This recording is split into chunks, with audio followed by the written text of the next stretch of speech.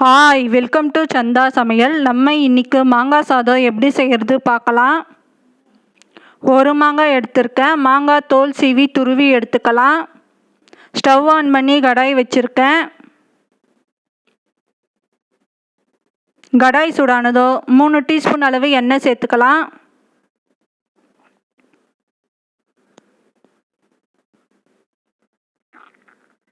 அரை டீஸ்பூன் கடுகு சேர்த்துக்கலாம். கடுகு பொரிஞ்சதும் 1 டீஸ்பூன் உளுந்து, 1 டீஸ்பூன் கடலைப்பருப்பு சேர்த்துக்கலாம். கொஞ்சமாக பெருங்காயத்தூள் சேர்த்துக்கலாம். கடலைப்பருப்பு உளுத்தம்பருப்பு கோல்டன் ப்ரௌன் கலர் ஆகணும். 2 டீஸ்பூன் அளவு வேர்க்கடலை சேர்த்துக்கலாம். 1/4 டீஸ்பூன் அளவு இஞ்சி துருவி சேர்த்துக்கலாம். இப்போ இதை நல்லா மிக்ஸ் பண்ணிக்கலாம். 3 காஞ்ச மிளகா, 1 கொத்து கருவேப்பிலை, 3 பச்சை மிளகா 2 பாதியாக கீனி சேர்த்துக்கலாம். மிளகா வறுபடணும். துருவிய மாங்காய் சேர்த்துக்கலாம்.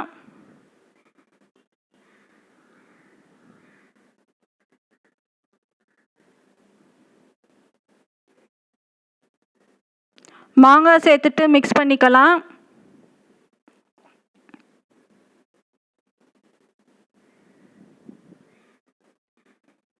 உப்பு தேவையான அளவு சேர்த்துக்கலாம். மஞ்சத்தூள் 1/4 டீஸ்பூன் அளவு சேர்த்துக்கலாம். 2 நிமிஷத்துக்கு மாங்காய் வதங்கணும்.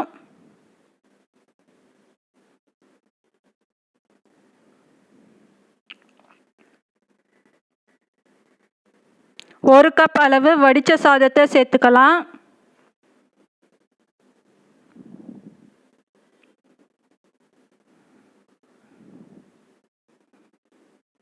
சாதம் சேர்த்துட்டு நல்லா மிக்ஸ் பண்ணிக்கலாம்.